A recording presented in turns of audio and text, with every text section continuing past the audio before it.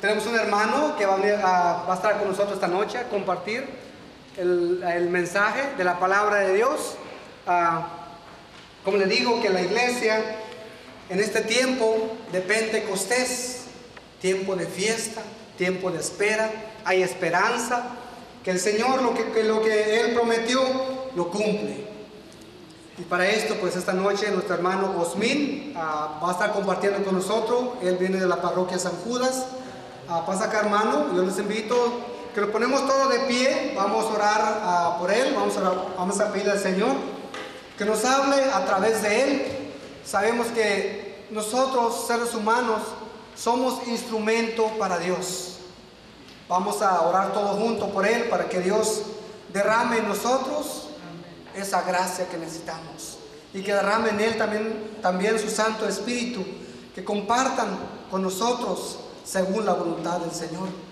Padre eterno, Padre amado, en esta hermosa tarde, en este hermoso día, queremos agradecerte, Señor, por nuestro hermano Osmin, que tú lo has preparado, lo has llamado para que comparta con nosotros tu mensaje, tu palabra.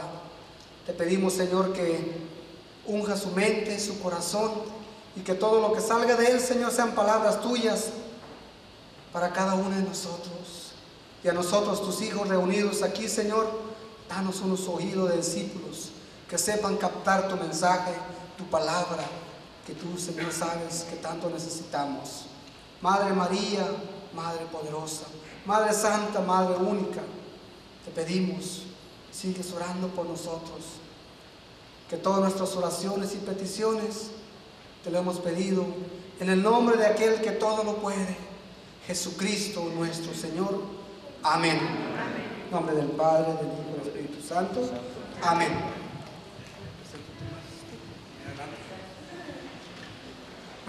Bueno, mi nombre es Osmin Guerrero, soy salvadoreño, tengo 6 años de estar aquí y estoy sirviendo en la parroquia en la parroquia San Judas Tadeo. Antes estuve en la Sagrada Familia, en la Holy Family, pero bien, estoy en la San Judas Tadeo. Allí pertenezco al Grupo Cristo Rey, a Hombres Renovados en el Espíritu Santo, y también estoy en Laicos Católicos en Acción. Y soy fundador del Ministerio de Apologética de la parroquia de San Judas Tadeo. Bueno, me voy a subir al ambón para... Si gustan, tengo unos papelitos y lápiz, porque él va a dar unas citas bíblicas. Sería muy importante que las tomaran y se las lleven. Por favor, tengo aquí para que escriban.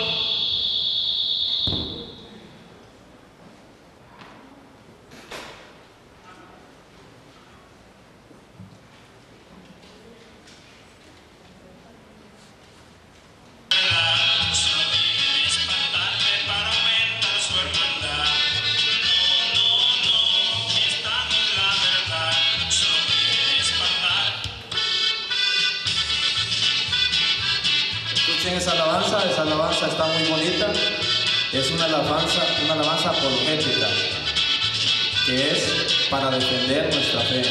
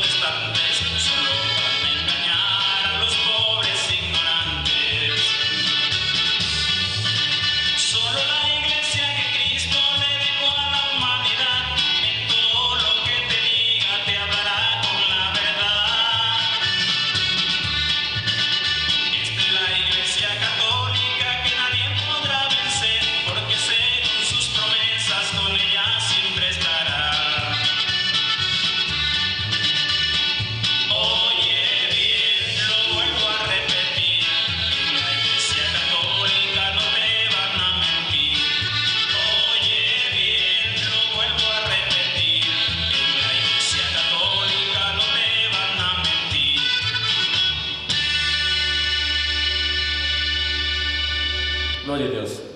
¿Le gustó la alabanza?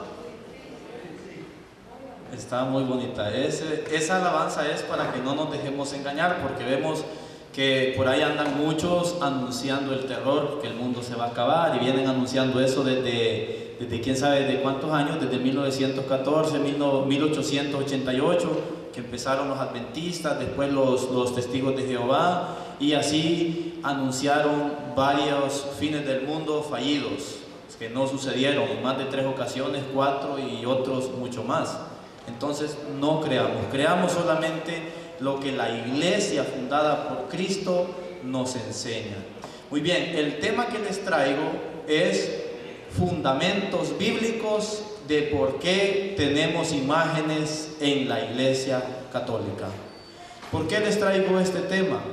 Porque este tema es uno de los que más atacan nuestros hermanitos no católicos. A ese se le llama el caballito de batalla, porque es con lo primero que sale. Si usted le dice que es católico, automáticamente le empiezan a decir que es idólatra, solo por el hecho de tener imágenes, cuando ellos en sus casas también tienen imágenes y ahí no dicen nada. Primeramente empezaré con lo que es el catecismo. Anoten el numeral 477. 477 del Catecismo de la Iglesia Católica. Al mismo tiempo, la Iglesia siempre ha admitido que en el cuerpo de Jesús Dios, que era invisible, en su naturaleza se hace visible. En efecto, las particularidades individuales del cuerpo de Cristo expresan la persona divina del Hijo de Dios. Él ha hecho suyos a los rasgos de su propio cuerpo humano hasta el punto de que pintados en una imagen sagrada pueden ser venerados, porque el creyente que venera su imagen venera la persona representada en ella. Un ejemplo, ahí vemos que tienen niños, pero tal vez su abuelo ya murió. Vienen ustedes y le enseñan una foto de su abuelo y le dicen: mira, ahí está tu abuelo. Y dice el niño: oh, mi abuelo. Sí, tu abuelo. Viene el niño y hasta besa la imagen, ¿verdad? No porque ese papel sea el abuelo, sino porque ese papel o esa foto representa al abuelo que existió, que le dio vida a los padres de este niño, ¿verdad? Entonces, igual las imágenes representan a la persona que existió en los tiempos de Cristo, antes de Cristo y después de Cristo. El siguiente numeral es el 1159, en el párrafo 2. En otro tiempo, Dios, que no tenía cuerpo ni figura, no podía de ningún modo ser representado con una imagen. Pero ahora que se ha hecho ver en la carne y que ha vivido con los hombres, puede hacer una imagen de lo que he visto de Dios. Con el rostro descubierto contemplamos la gloria del Señor. El 1160. La iconografía cristiana transcribe mediante la imagen el mensaje evangélico que la Sagrada Escritura transmite mediante la palabra. Imagen y palabra se esclarecen mutuamente. Para expresar brevemente nuestra profesión de fe, conservamos todas las tradiciones de la Iglesia, escritas o no escritas, que nos han sido transmitidas sin alteración. Una de ellas es la representación pictórica de las imágenes, que está de acuerdo con la predicación de la historia evangélica, creyendo que verdaderamente y no en apariencia el Dios Verbo se hizo carne, lo cual es tan útil y provechoso, porque las cosas que se esclarecen mutuamente tienen sin duda una significación recíproca. Muy bien, esto es lo que nos dice la iglesia. La iglesia, cuando comenzó a predicar, no tenía Biblia. La Biblia fue hecha en el año 384 en el concilio de Nicea, y colaboraron San Jerónimo y San Agustín. Existían solamente escritos del Antiguo Testamento, que solamente lo tenían los sacerdotes judíos y no los sacerdotes cristianos. Por lo tanto, no había escritura, solamente se transmitía lo que Cristo enseñó a sus apóstoles.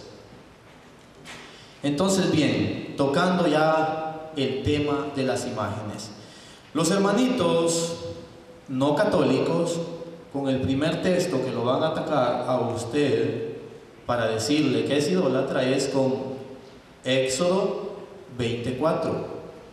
Éxodo 24, que ahorita paso a darle lectura.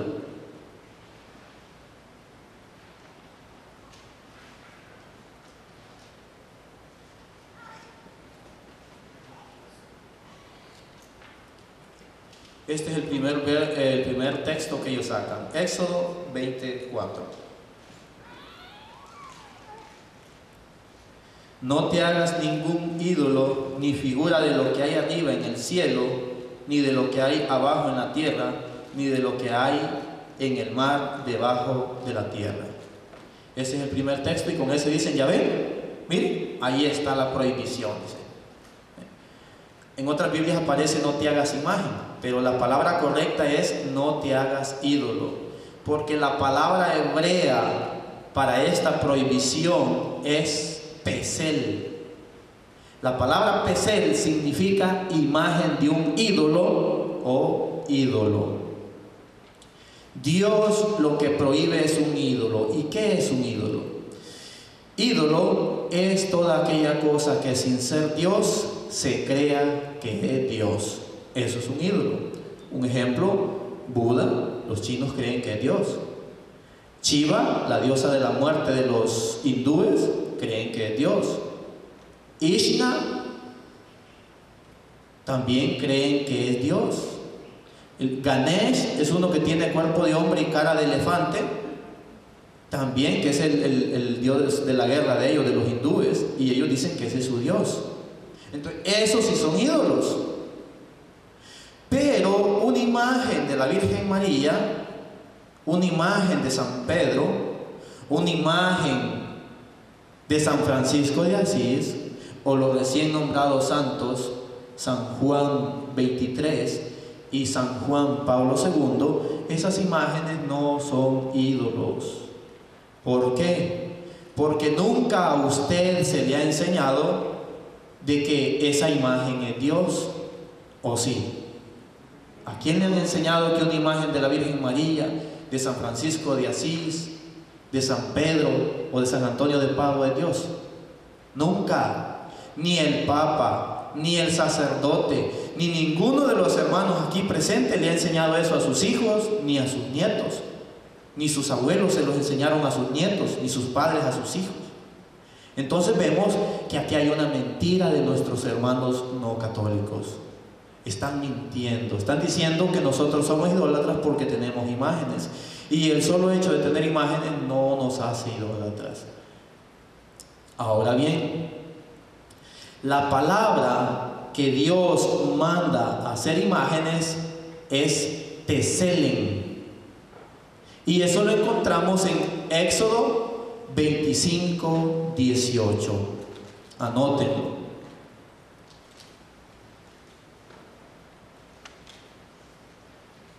Porque van a encontrar hermanitos que digan, no, yo no creo eso, muéstrame un texto en la Biblia, y luego dicen ellos, mintiendo otra vez, dicen, ni un católico me ha podido mostrar que Dios manda a hacer imágenes en la Biblia.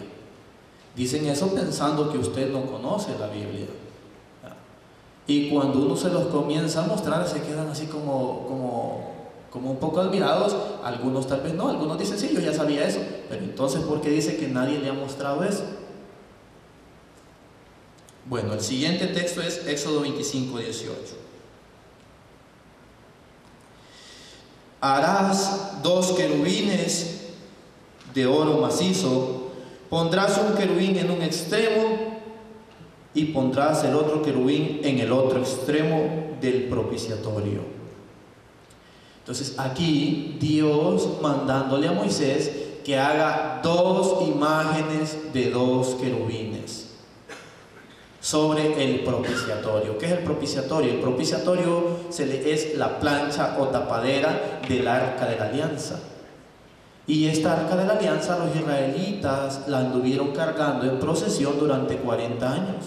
Adelante ponían el arca, eso usted lo puede leer desde el primer capítulo del libro de Josué en adelante.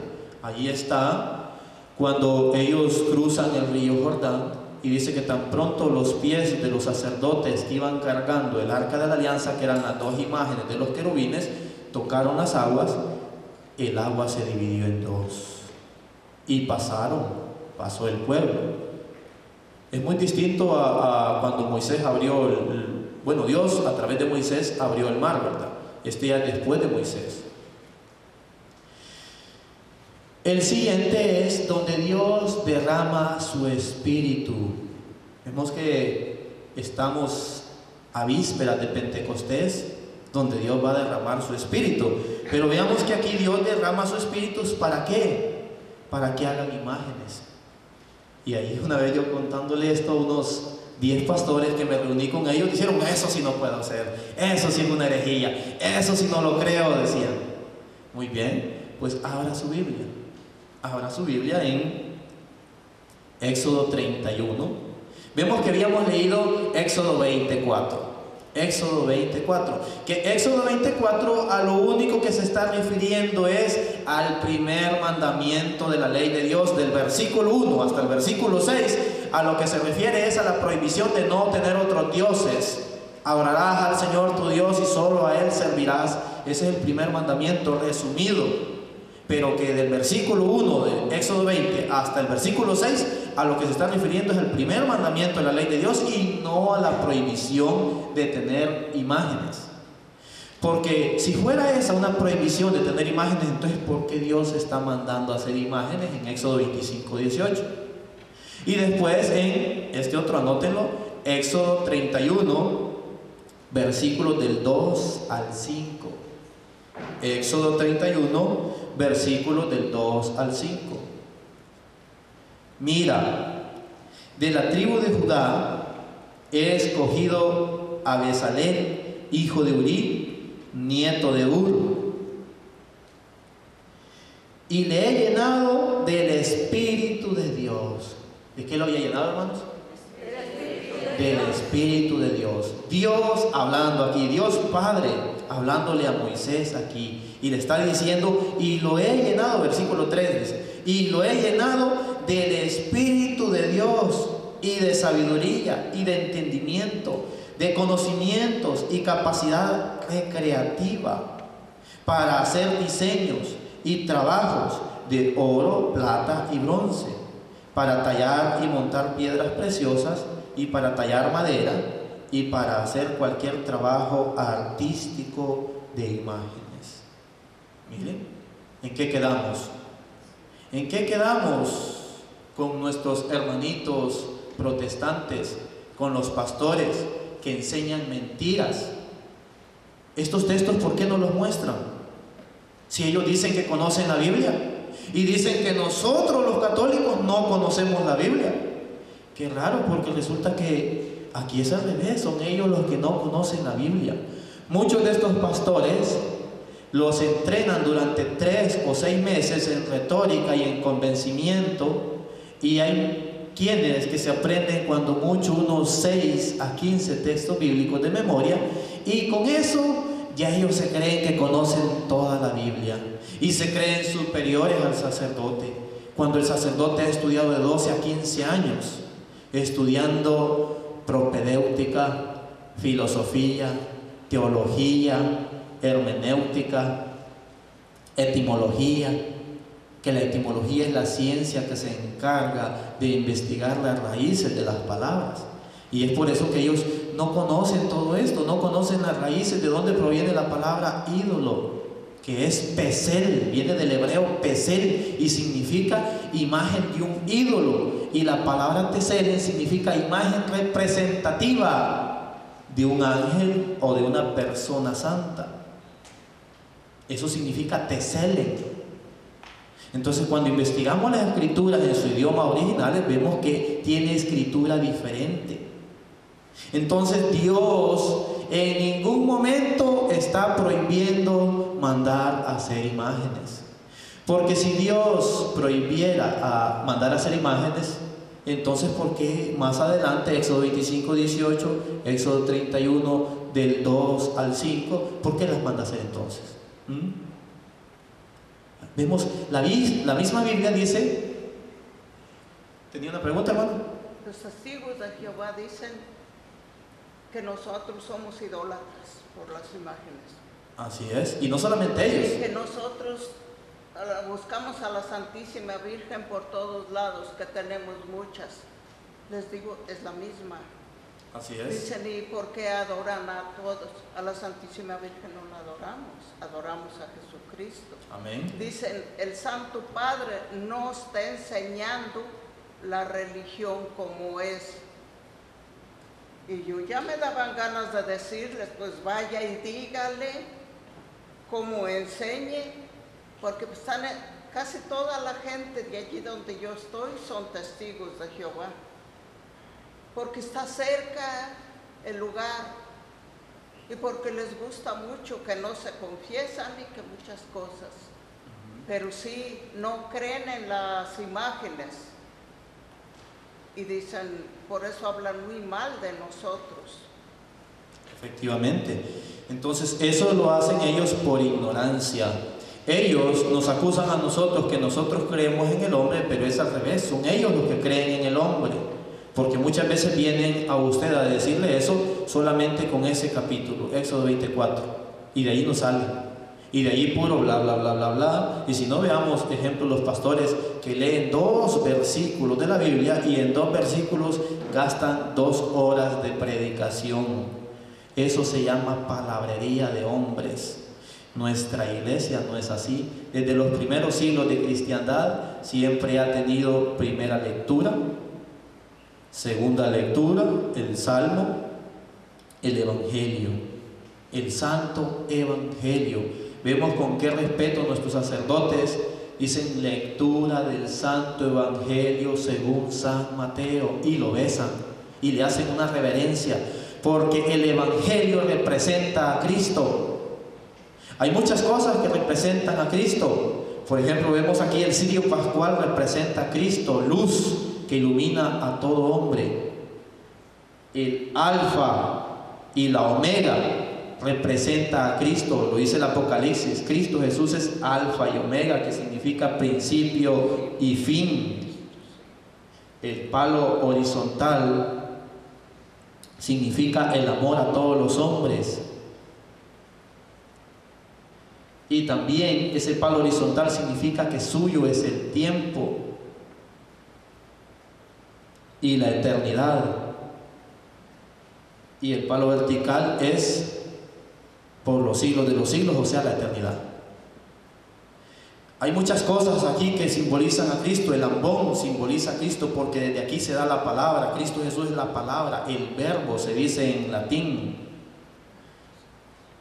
Vemos allí el cordero, simboliza a Cristo.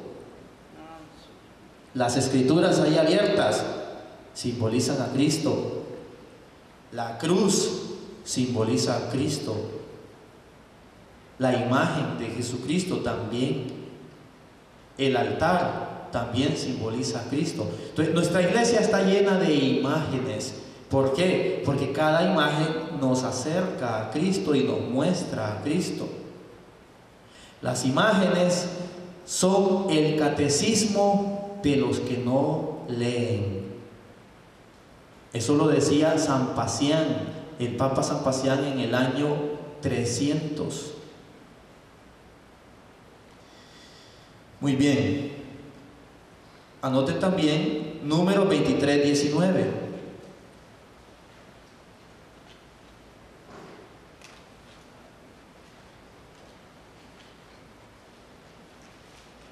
Números 23:19.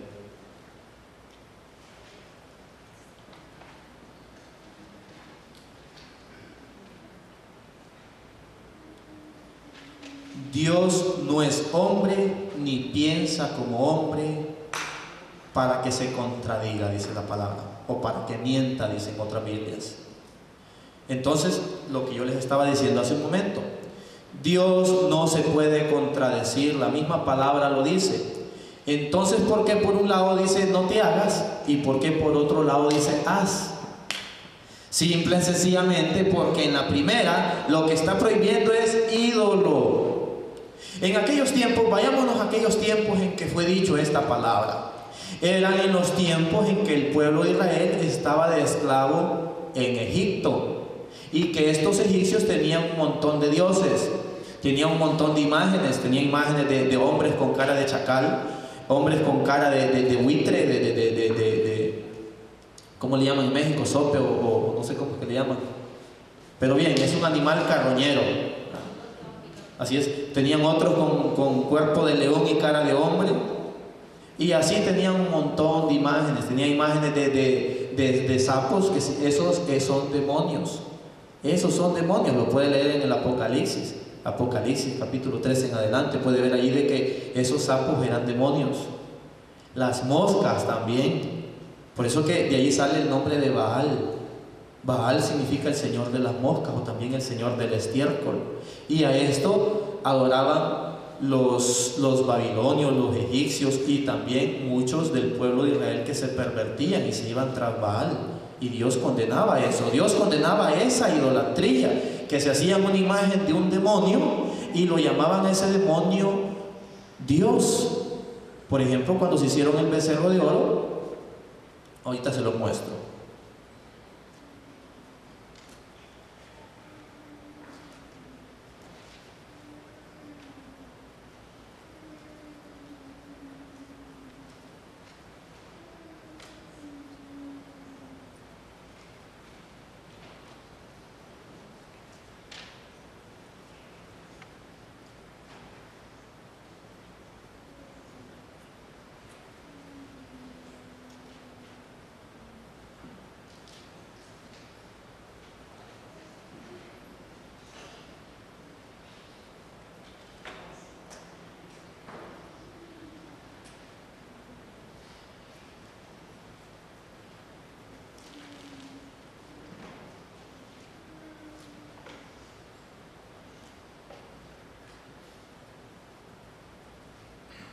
Aquí está en Éxodo 34.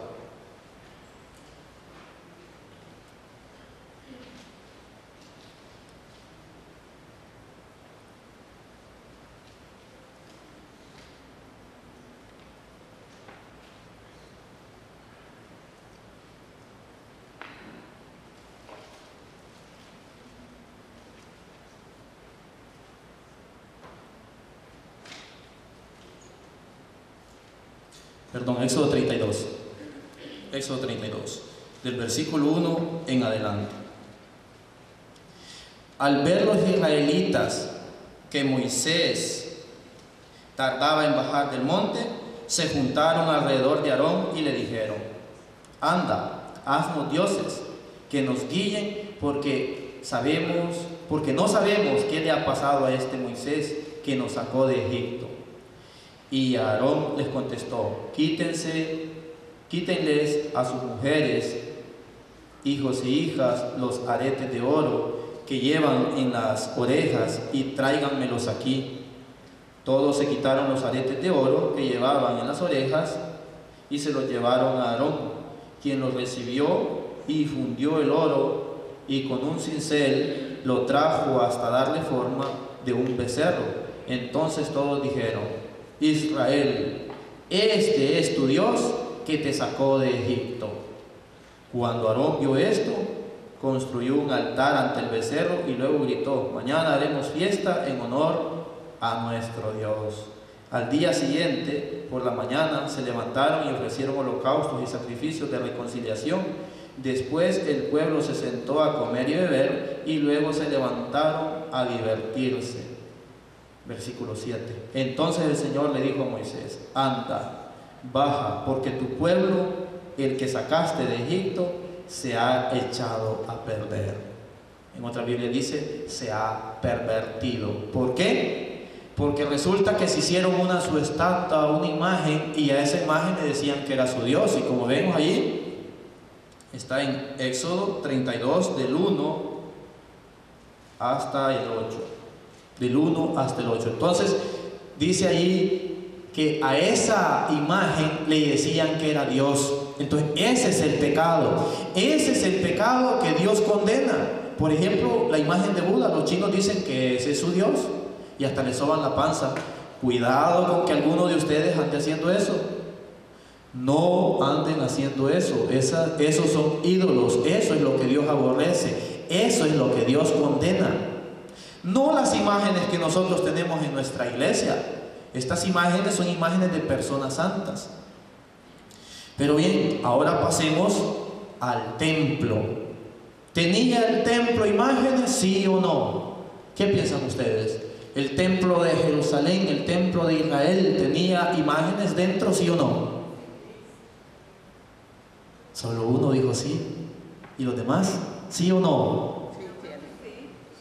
Así es, efectivamente. Y pueden acompañarme. Es Primera de Reyes, capítulo 6, versículos del 23 al 32.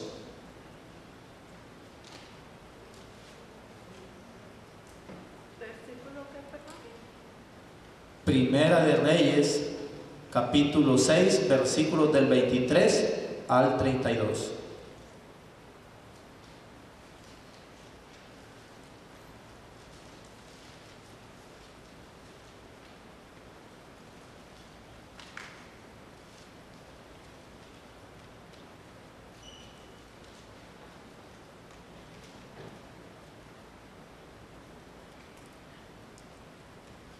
Hizo también en el lugar santísimo 2 querubines de madera de olivo, cada uno de 10 codos de altura.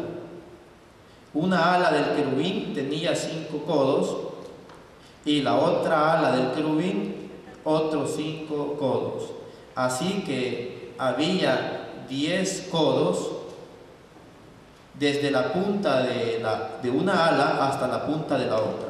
Asimismo, el otro querubín tenía 10 codos, porque ambos querubines eran de un mismo tamaño y de una misma hechura.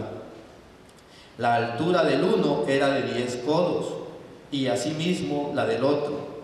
Puso estos querubines dentro de la casa de Dios, dentro de la casa del lugar santísimo, los cuales extendían sus alas de modo que el ala de uno tocaba la pared y el ala del otro tocaba la otra pared, y las otras 2 alas se tocaban la una a la otra en medio de la casa. Y cubrió de oro los querubines y esculpió todas las paredes de la casa alrededor de diversas imágenes de querubines, de palmeras, de botones de flores por dentro y por fuera, y cubrió de oro el piso de la casa por dentro y por fuera. A la entrada del santuario hizo puertas de madera de olivo y un umbral, y los postes eran de 5 esquinas. Las 2 puertas eran de madera de olivo, y talló en ellas imágenes de querubines, de palmeras, de botones de flores, y las cubrió de oro, y cubrió también de oro los querubines y las palmeras. Vemos, mis hermanos, la casa de Dios, el templo santo, el lugar santísimo, dice aquí, estaba lleno de imágenes por dentro y por fuera. Tenía las 2 imágenes gigantescas de 10 codos, que equivale más o menos a 10 metros, por 10 metros de ancho entre las 2, porque tenía 5 metros de ancho una sola, por 10 metros de alto más la otra. Entonces era 10 de ancho y 10 de alto. Y luego dice que esculpió en las paredes imágenes de querubines, de flores, de guirnaldas, de botones, de palmeras. Y no solamente en las paredes, sino que también en las puertas, por dentro y por fuera, dice, todo alrededor, y después las cubrió de oro. Vemos, mis hermanos, que las imágenes no están prohibidas. Dios las mandó a hacer. Y hasta dio de su Espíritu Santo, dio del Espíritu de Dios a estas personas para que las hicieran. Ahora, que hay personas que se desvían. ¿Ya? Hay personas que se desvían y comienzan a hacerse sus propios dioses, como Buda. O vemos la mitología griega.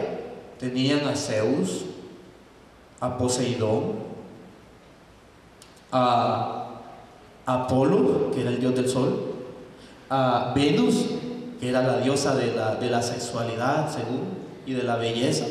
Entonces, estos sí eran ídolos. Esto es lo que Dios condenaba.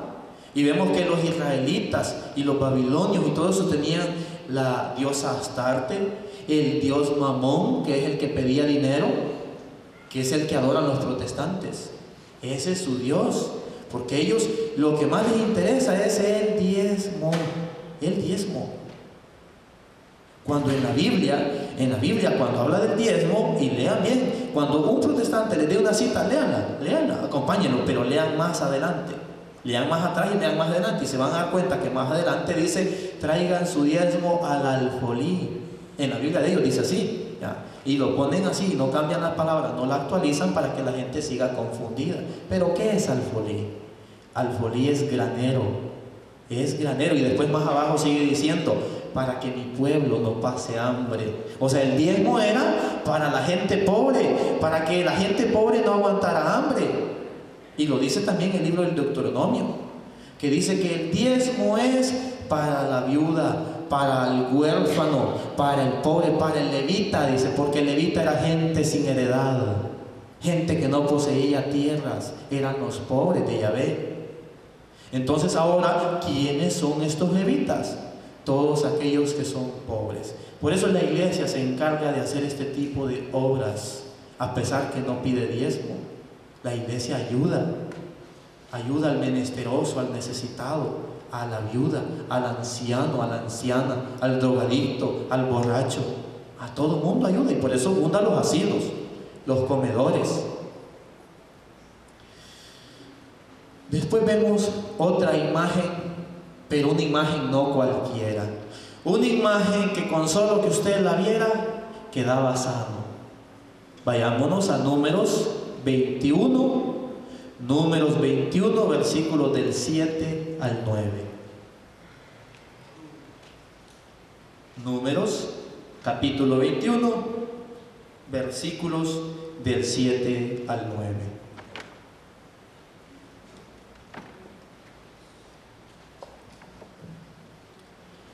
Entonces el pueblo vino a Moisés y le dijo: hemos pecado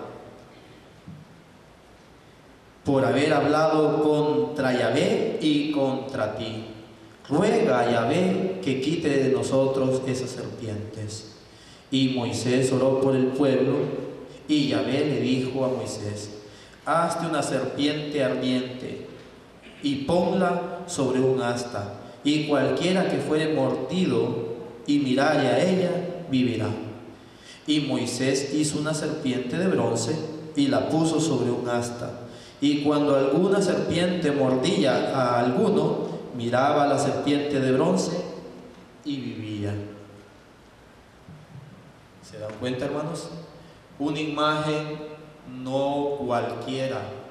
Una imagen que con solo que usted la miraba, o las personas que eran mordidas por las picaduras de las serpientes del desierto, que son las más venenosas, se sanaba. Mire, con solo ver esta imagen se sanaba.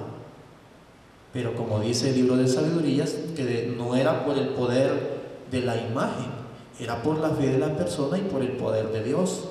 De manera que Dios puede actuar a través de una imagen, y eso está comprobado aquí en la Biblia. Yo digo, ¿qué pasa con estos pastores que dicen que conocen la Biblia? ¿Qué pasa? ¿Por qué engañan a la gente? Solamente la Iglesia Católica, mis hermanos, no los va a engañar, porque ella es la fiel depositaria de las Sagradas Escrituras. Cristo Jesús en el capítulo 23 le dice a los judíos: a ustedes era quien se les había encomendado el reino de los cielos, pero como ustedes se han descarriado y no han sabido reconocer quién los ha visitado, que era Jesucristo, Dios hecho hombre, ese reino les será quitado. Lean el capítulo 23 del Evangelio de San Mateo y se van a dar cuenta. Ese reino les será quitado y les será dado a otros. ¿Y quién es este otro, mis hermanos? Es la Iglesia Católica. Eso aparece en Romanos 9:25. Romanos 9:25, ahorita se los leo.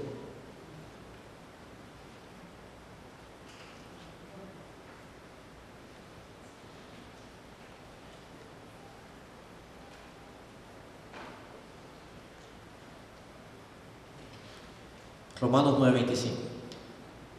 Como se dice en el libro de Oseas: a los que no eran mi pueblo, los llamaré mi pueblo.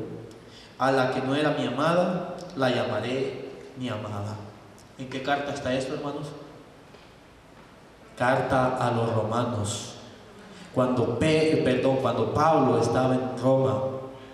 Y también anoten ahí Romanos 1, 6 y 7.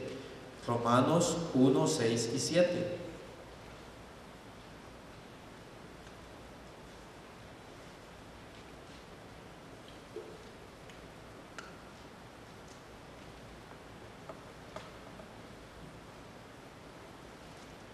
Entre los cuales están también ustedes que viven en Roma. Dios los ama y los ha llamado a ser santos y a ser de Jesucristo y a formar parte del pueblo santo. Que Dios nuestro Padre y el Señor Jesucristo derramen su gracia y su paz sobre ustedes. Mire, el apóstol San Pablo diciéndole a los romanos que Dios los ha llamado a ser santos. Si nosotros empezamos leyendo desde Hechos de los Apóstoles, capítulo 14, dice que él estaba discutiendo con unos judíos, pero los judíos rechazaban el mensaje del apóstol Pablo. Entonces Pablo les dijo: a ustedes era a quienes teníamos que anunciar el mensaje en primer lugar, pero como ustedes lo han rechazado, me iré a los paganos. Y dice que había unos romanos allí que al escuchar esto se pusieron alegres. ¿Por qué? Porque en los tiempos de Cristo y antes de Cristo no estaba permitido llevarle la palabra de Dios a un pagano, a un romano, a un griego. No estaba permitido, solamente lo hacían entre el mismo pueblo de Israel, entre los circuncidados. Ellos no hacían proselitismo como los protestantes hoy en día hacen. Sobre todo si se dan cuenta que usted es católico, ellos van y precisamente cuando usted ha sacado un retiro y está queriendo encaminarse a las cosas del Señor, viene y es ahí donde lo intentan convencer. ¿Por qué no lo intentaron convencer cuando andaba perdido en el mundo, cuando andaba tomando? No, ellos van donde el católico que recién comienza a ir o que está queriendo florecer la fe. Ellos hacen proselitismo y eso es algo antiético. Ni siquiera el pueblo de Israel lo hacía. Bien, pero ¿qué dice el Nuevo Testamento de las imágenes? Busquemos en San Juan, capítulo 3, versículo 14.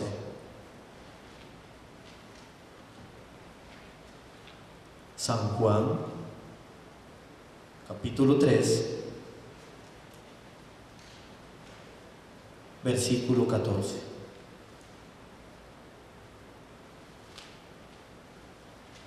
Y así como Moisés levantó la serpiente en el desierto, así es necesario que el Hijo del Hombre sea levantado. Es por eso, mis hermanos, que en todas las iglesias católicas nosotros tenemos una imagen de Jesucristo en la cruz. Miren, ahí está la imagen de Jesucristo en la cruz. Ahí está Cristo resucitado. Pero en otras iglesias está Cristo crucificado cuando padece el suplicio. Y a Satanás no le gusta la cruz. A Satanás no le gusta la cruz. Dijo el Papa cuando recién fue nombrado Papa: aquel que quiera jugarle la vuelta a la cruz es un anticristo. Es un anticristo. ¿Por qué? Porque dice la carta a los Corintios en el capítulo 1,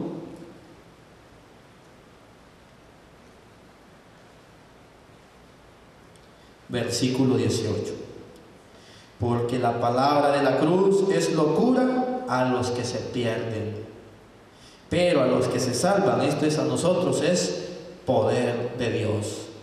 Es por eso que los demonios tiemblan cuando ven una cruz. Yo no sé quién ha visto la película El Exorcista. ¿Sí la han visto?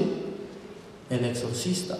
Eso fue real. Eso sucedió aquí en Estados Unidos, en Washington, D.C., en un pueblito que se llama Georgetown. Allí el propio Satanás se le metió a un jovencito. En la película sale que es una niña, pero eso lo hicieron para proteger la identidad de este niño. Era un niño de 9 años. Que resulta que los papás eran gnósticos. Cuidado con que usted se vaya al gnosticismo. El gnosticismo es una herejía condenada por los primeros siglos de la cristiandad, por los papas. San Ambrosio, San Agustín y el Papa San Damaso condenaron el gnosticismo. Y papas recientes, el Papa León XII y 6 papas más han condenado la masonería. Gnósticos. La palabra gnósticos viene de gnosis, con G, G-N-O-S-I-S, gnosis. Y ellos se distinguen porque andan un anillo aquí que tiene una G, y tienen un compás y una escuadra, y en medio la G. Entonces son los gnósticos, son los mismos masones y los mismos Illuminatis, que fueron fundados en el año 1774 en Baviera. Entonces, estos fueron fundados con un fin primordial, que es derrumbar y destruir la Iglesia Católica. Derrumbar y destruir e infiltrarse en la Iglesia Católica. Y lograron infiltrar, metieron gente en los seminarios para que se hicieran sacerdotes, y después estos vienen y violan niños. ¿Para qué? Para que la Iglesia Católica se desmorone desde adentro. Por esa razón es que vemos escándalos, porque esta es una artimaña de los gnósticos. Entonces tengamos cuidado, nosotros no nos vayamos a afiliar. Está condenado por la Iglesia la afiliación de cualquier cristiano católico a la masonería. Pero bien, volviendo otra vez a lo que son las imágenes, vemos aquí la imagen de Jesucristo clavado en la cruz, es poder de Dios. Muchas veces nosotros escuchamos para la Semana Santa que nos hacen burla. Miren los católicos cargando las imágenes, y se ríen. Idólatras. Ahí van los idólatras, ahí van los locos. Cristo está vivo, dicen, y lo gritan por sus parlantes: Cristo no está muerto. Y yo digo, mire, pues si hasta ahorita se van dando cuenta, si eso la Iglesia lo sabe desde el siglo I, cuando Cristo resucitó. Pero el mensaje es que proclamamos a un Mesías crucificado, porque si no hay crucifixión, si no hay muerte, no hay resurrección. Si Cristo no muere en la cruz, no vence la muerte, no vence a Satanás. Por eso que a Satanás no le gusta que se hable de la cruz. Por eso es que no quieren ver, porque ¿qué dice San Juan 3:16? Ahí está la cruz. Tanto amó Dios al mundo que envió a su Hijo unigénito para que muriera por nosotros. Ahí está la cruz. Ahí está la cruz. Pero bien, para que vean que esto que la Iglesia proclama es todo bíblico. No hay nada que haga la Iglesia que no sea bíblico o que no esté dentro de la tradición. Todo lo que la Iglesia hace está dentro del catecismo o dentro de la Biblia, dentro de la sagrada tradición. Antes no había Biblia, antes lo que había es sagrada tradición. Y lo confirma el evangelista San Lucas, lo confirma el evangelista San Pablo también. 1 Corintios capítulo 1, versículo 23. Pero nosotros predicamos a Cristo crucificado, para los judíos ciertamente tropezadero, y para los gentiles locura. Miren, entonces, ¿quiénes son los judíos? ¿Quiénes son los gentiles? Los protestantes. En aquellos tiempos eran los judíos, propiamente los judíos, los de Israel, los de Judea, los de Jerusalén. Estos eran propiamente ellos, que era tropezadero, locura. Y los gentiles eran los que no creían, los paganos, los, llámese romanos, griegos y todo esto. Pero, ¿qué dice el apóstol San Pablo? Nosotros proclamamos a un Cristo crucificado. Y por eso es que el estandarte en los primeros siglos de cristiandad fue la cruz. Esa es la cruz, por eso es que yo ando una cruz. Por eso que ustedes andan una cruz en el cuello. Además, Cristo Jesús mismo dijo: el que quiera seguirme, niéguese a sí mismo y cargue con su cruz. La cruz es el distintivo que nos distingue como cristianos. También tenemos nosotros en el profeta Ezequiel otro texto que nos habla del templo futuro.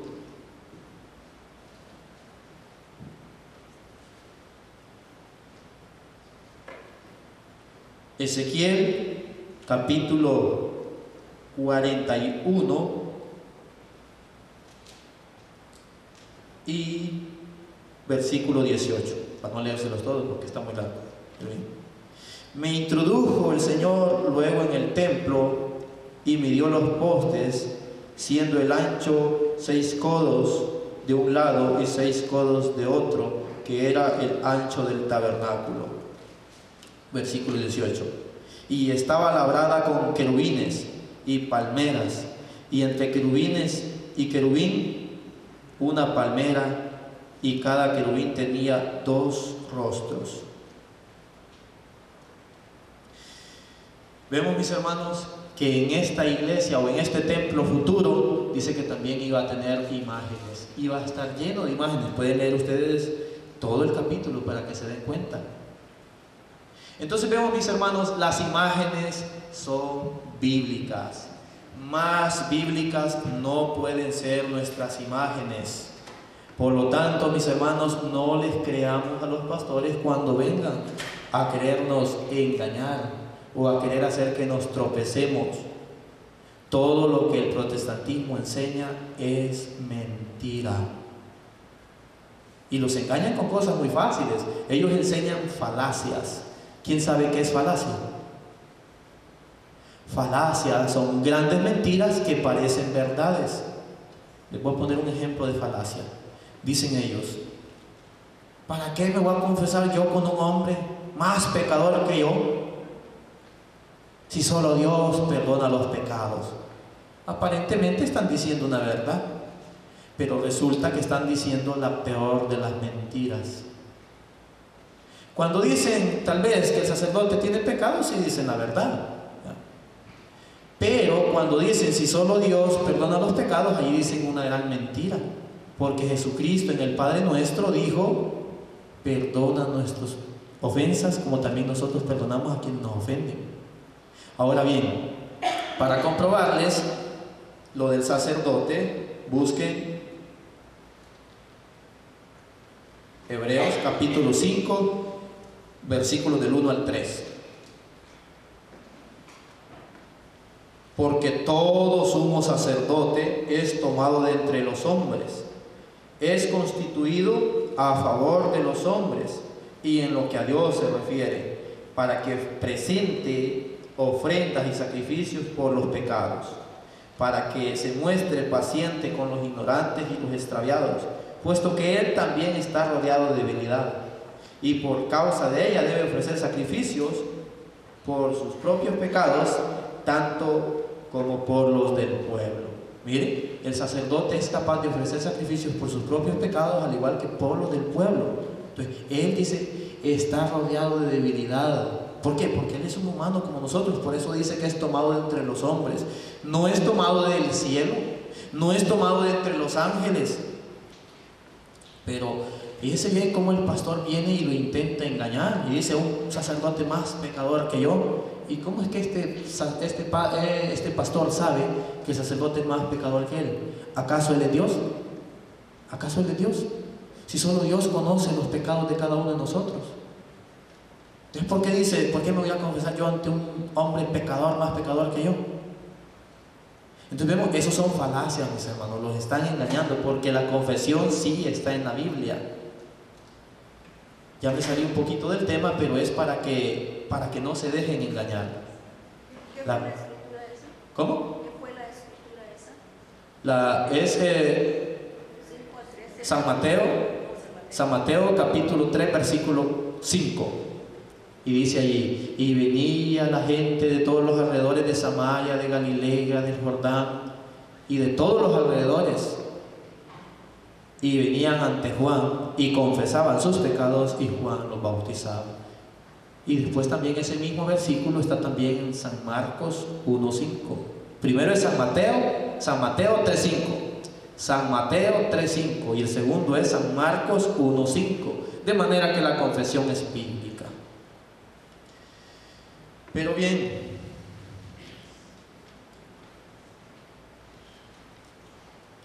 veamos que también en la carta a los Hebreos nos habla de imágenes.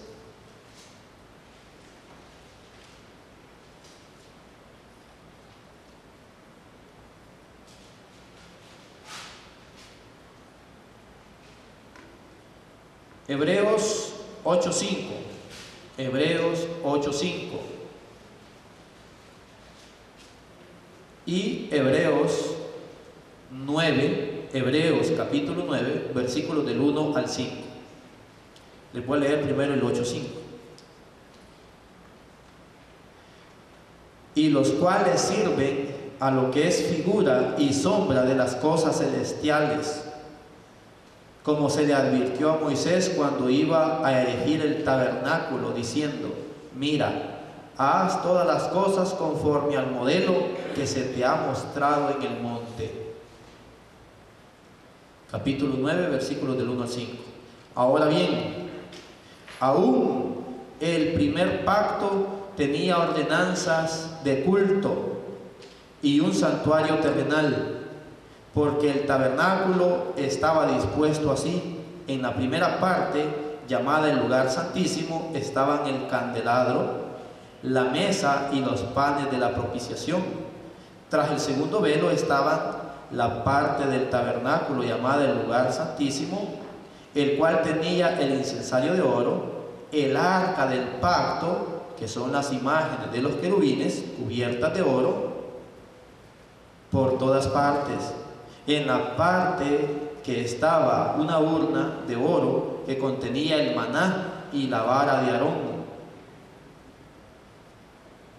que reverdeció, y las tablas del pacto, y sobre ella los querubines de la gloria, que cubrían la propiciación, de las cuales cosas no se puede ahora hablar en detalle. O sea, no se puede hablar en específico. ¿Por qué? Porque ya lo está mostrando, ya lo especifica el Antiguo Testamento. Entonces, todo eso, mis hermanos, se encuentra aquí. Se encuentra aquí. ¿Cuál es la nueva arca de la alianza? Es la Virgen María. La Virgen María cargó la palabra de Dios.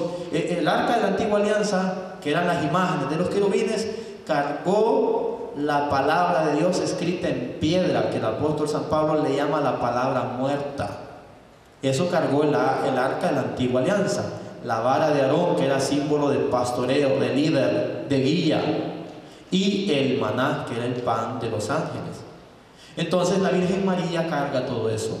Cristo Jesús es el pastor, y es el que carga en su mano, dice, el cetro de hierro, la vara de hierro,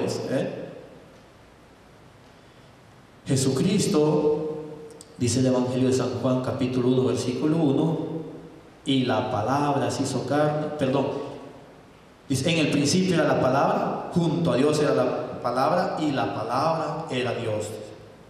Versículo 14, San Juan 1:14, y la palabra se hizo carne y habitó entre nosotros.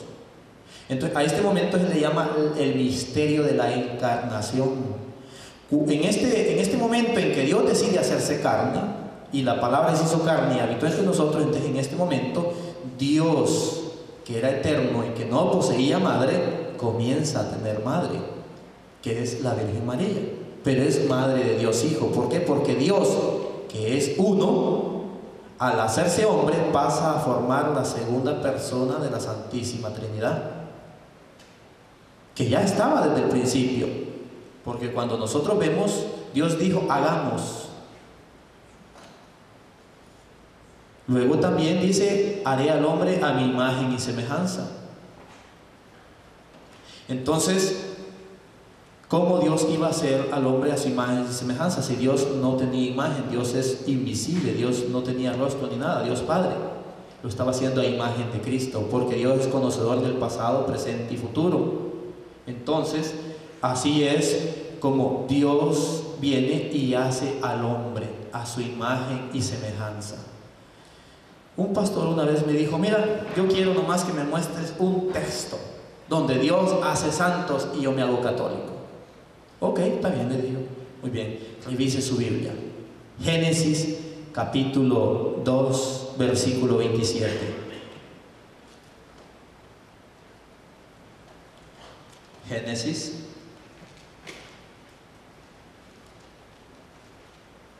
capítulo 2,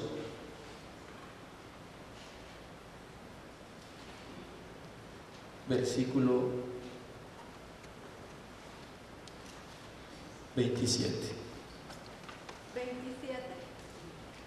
Sí, pero voy a verificar porque en esta, como cargo dos Biblias, cargo una Biblia protestante y cargo una Biblia católica, y en la Biblia protestante no está ese versículo. Entonces lo voy a confirmar con la Biblia católica. ¿Por qué yo ando dos Biblias, hermanos? Porque de repente uno platica con los hermanos, perdón, era 1.27 era, perdón, me equivoqué. Génesis 1.27. Hola hermanas, ¿cómo están? Hola hermano, ¿cómo está? Bueno. Y dijo Dios, y Dios creó al hombre a su imagen y semejanza, varón y hembra los creó. Entonces vemos, mis hermanos, aquí Dios creó dos imágenes de santos. ¿Por qué? Porque si nosotros, ok, ahorita finalizo. Si nosotros revisamos, la Biblia dice que Dios del polvo o del barro, dicen otras Biblias, hizo un muñeco de barro y luego lo sopló y le dio vida. Entonces ahí tenemos las dos primeras imágenes de santos. ¿Por qué? Porque Adán y Eva eran perfectos, eran santos, no habían pecado todavía. Entonces el primero en hacer imágenes fue Dios. Fue Dios. Dios hizo al hombre primero de barro y luego lo sopló y le dio vida. Entonces vemos, mis hermanos, ya les mostré todos los textos donde la Biblia comprueba en más de 5 o 10 versículos que les di que Dios mandó a hacer imágenes. Y con el último versículo termino para que vean que esas imágenes fueron santificadas. Está en Primera de Reyes capítulo 9. Primera de Reyes capítulo 9, versículos del 1 al 3.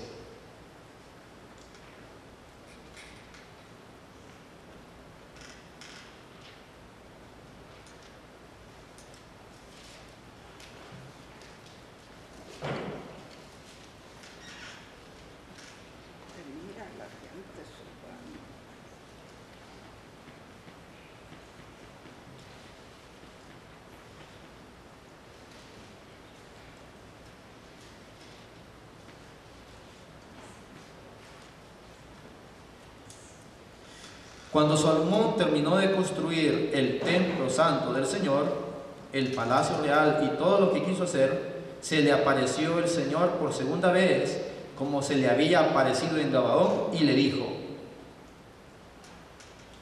he escuchado la oración y el ruego que me has hecho, y he consagrado este templo que me has construido como residencia perpetua de mi nombre. Siempre lo cuidaré y lo tendré presente. Entonces vemos, mis hermanos, aquí cómo Dios santifica este templo que estaba lleno de imágenes.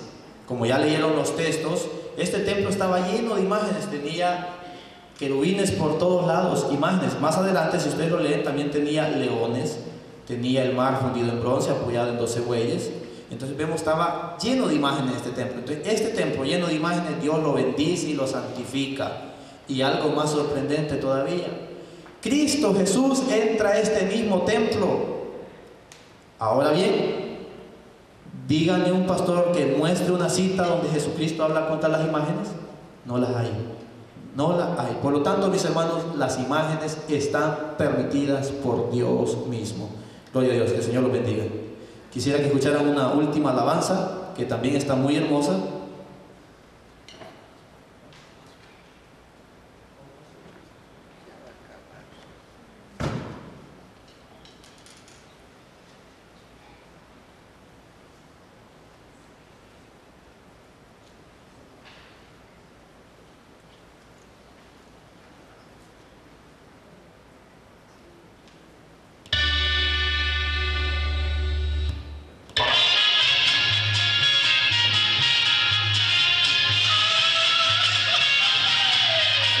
Católico, defiende tu fe.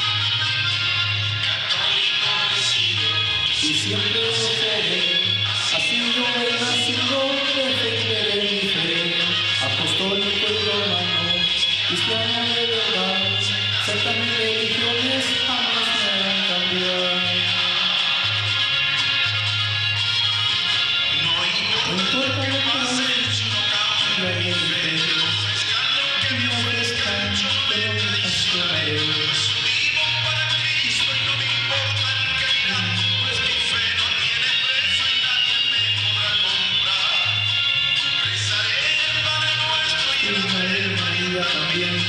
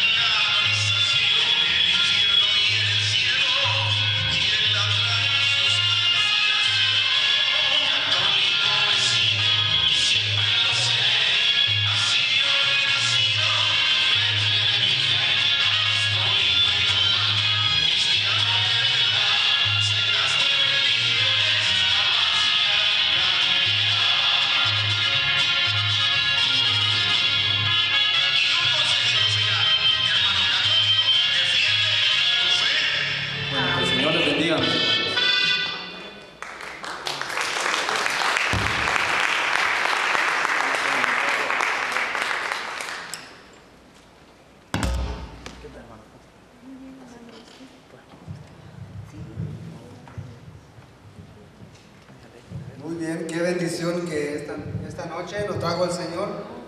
Nos hace falta estas pláticas para ir descubriendo nuestra fe. Y es cierto lo que el hermano acaba de decir. Yo cuando empecé mi caminar con el Señor, llevaba unos meses, estaba aprendiendo las pláticas con secuencias, clases con clases. Y un día se le ocurrió el coordinador, dice, ahora vamos a hacer algo diferente, un viernes, sin avisarnos. Y nos dice, pues hoy vamos a evangelizar. Y todos, no, pues vamos a ir. Pero vamos a hacer lo que dice las Sagradas Escrituras, que hay que ir a evangelizar de 2 en 2. Y empezó el hermano, 2, a ti te toca con él, y así todo, de 2 en 2 nos fuimos. ¿Y a dónde vamos a ir? Pues aquí alrededor, tantas casas que hay. Nos llegó la sorpresa que nos tocó con unas hermanas que son de otras religiones. Y estaba a una cuadra de la parroquia.